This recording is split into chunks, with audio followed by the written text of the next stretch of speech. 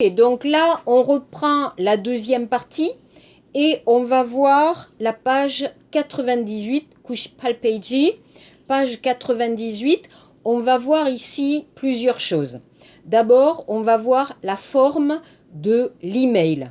Si vous voulez envoyer un message, si vous voulez envoyer un email, comment on peut écrire un email en français? Donc, vous regardez F en haut, vous avez deux emails. D'abord, on va regarder la forme. Vous avez deux, DE. Alors, deux, qu'est-ce que c'est?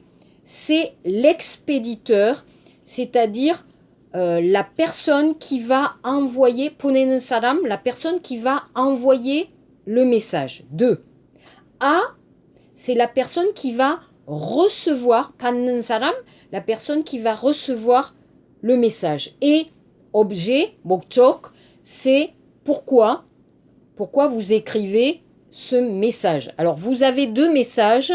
Vous voyez de Florent à Rodolphe, objet, j'ai fait une belle rencontre. Et de Lola à Rodolphe, objet, je ne sais pas. Donc ici, vous avez les deux messages. Donc, je vais d'abord lire ces deux messages et on va expliquer un peu ce document.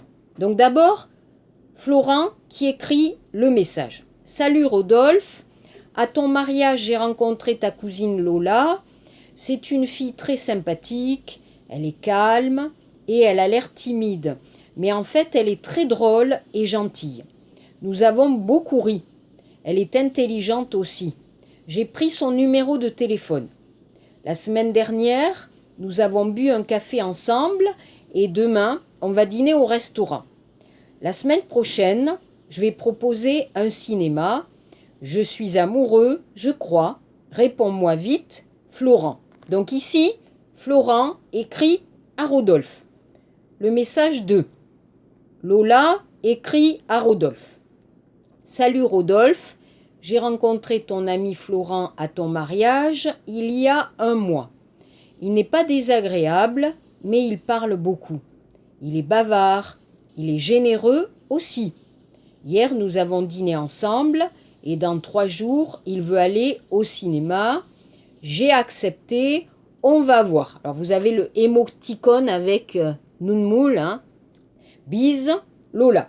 Donc ici, est-ce que vous avez compris un peu la situation de ces deux messages? Alors, j'explique.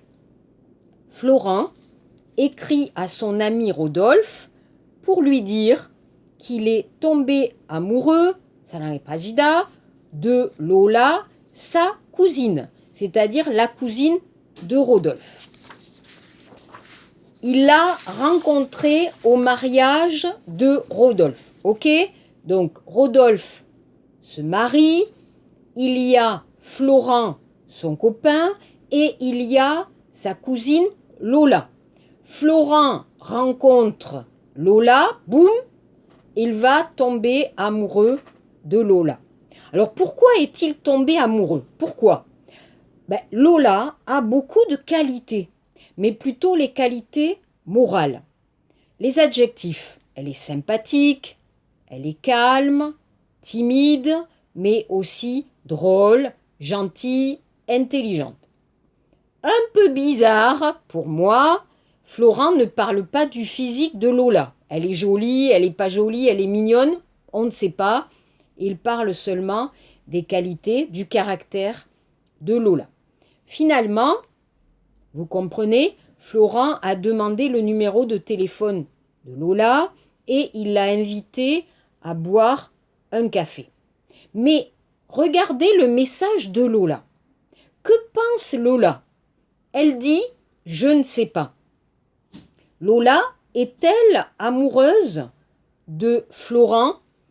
Qu'est-ce qu'elle dit dans les adjectifs? Il n'est pas désagréable. Il n'est pas désagréable, c'est bien? C'est positif?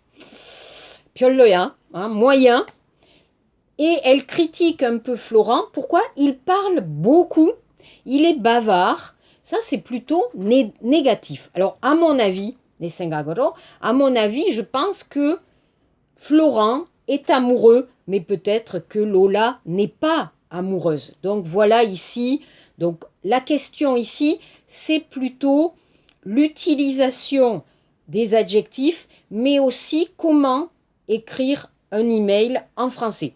Donc les questions, regardez la question 1. Lola est une cousine de Rodolphe. Florent est un ami de Rodolphe. Donc ça, c'est la question 1. La question 2. Alors l'ordre, d'accord? Dans les deux emails, l'ordre de la rencontre. B. La rencontre au mariage, il y a 3 mois. A. Ils ont bu un café. D. Ils ont dîné au restaurant. Et C. Dans 3 jours, Samil Houé, peut-être, ils vont aller au cinéma. Voilà l'ordre des actions. 3. Le vocabulaire. Donc, cherchez le contraire, les mots, les adjectifs contraires. Agréable, désagréable. Méchant, gentil, sympathique. Égoïste, généreux. Bête, intelligent. Alors, bête, stupide, intelligent. Voilà. Donc ici, vous avez compris la forme. Alors, regardez bien, pour commencer un email, toujours bonjour, bonjour, salut, coucou. Vous pouvez utiliser avec le prénom. Et pour finir le message, vous avez souvent bise, je t'embrasse, bisous, à bientôt, on se voit lundi. Voilà. Hein. Donc, regardez bien la forme de l'email et on va utiliser plus tard pour écrire un email. Ok. Ensuite, la grammaire. La grammaire et les formes du temps. D'accord? Donc, on a le présent, 현재, aujourd'hui, maintenant. On a le passé, 과거. Hein? Par exemple, alors ici, vous avez il y a. Alors, il y a, c'est-à-dire 전에, 1년 전에, il y a un an. Attention, avant un an, non. Il y a un an. Il y a plus le temps. Hein, 시간, 기간. D'accord? Donc, le passé, 과거, vous avez il y a, vous avez 어제, hier, vous avez 지난, donc la semaine, 지난주에, la semaine dernière, le mois dernier. Attention, adjectif. Dernier, dernière. D'accord? Ça, vous pouvez utiliser 과거, donc vous pouvez utiliser le passé composé, par exemple. Le futur, d'accord? Devant, hein, le futur, 미래. Donc, vous pouvez utiliser dans une semaine, 일주 후에. Après une semaine, non. Dans une semaine, d'accord? Pour le futur, 미래. Ou vous pouvez utiliser 다음, 다음 주, la semaine prochaine, 다음 달, le mois prochain, d'accord? Pour le futur. Pour les verbes, vous pouvez utiliser le futur, d'accord? Donc, 미래, je partirai, je sortirai, j'irai, 가다, attention, je ferai, faire. Ça, c'est le futur, 미래. Mais c'est possible d'utiliser aussi 근접 미래, le futur proche. Par exemple, après les cours, je vais aller faire un peu de sport. Donc, 근접 미래, vous utilisez le verbe aller au présent plus le verbe à l'infinitif. Je vais sortir, je vais manger, il va faire une promenade, d'accord? 근접 미래. Voilà pour exprimer le temps.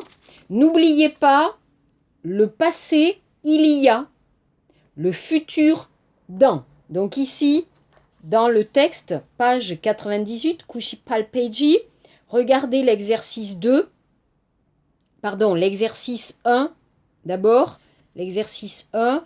Donc, qu'est-ce que vous avez? La semaine dernière, nous avons bu un café, le passé. J'ai rencontré ton ami Florent il y a un mois, 한 달 전에. Demain, 미래, hein, 내일, on va dîner au restaurant. On va dîner, on, va kunjomire. La semaine prochaine, 다음 주, je vais le voir, kunjomire. Hier, 어제, 과거, nous avons dîné ensemble. Et dans 3 jours, 3일 후에, futur, il veut aller au cinéma. Alors, pour le futur, kunjomire, vous pouvez aussi utiliser le présent, 현재. C'est possible. D'accord?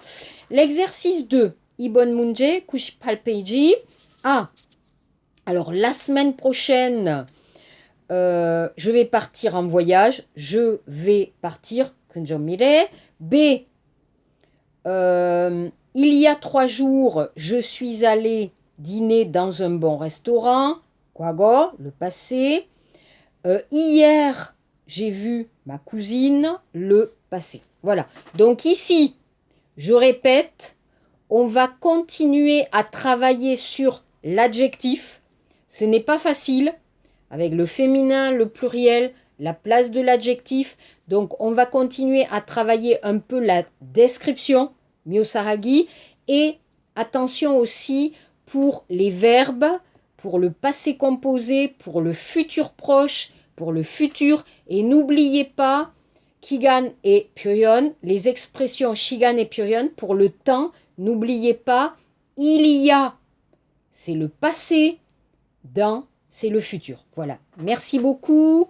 Passez un bon week-end et on se voit la semaine prochaine. Au revoir.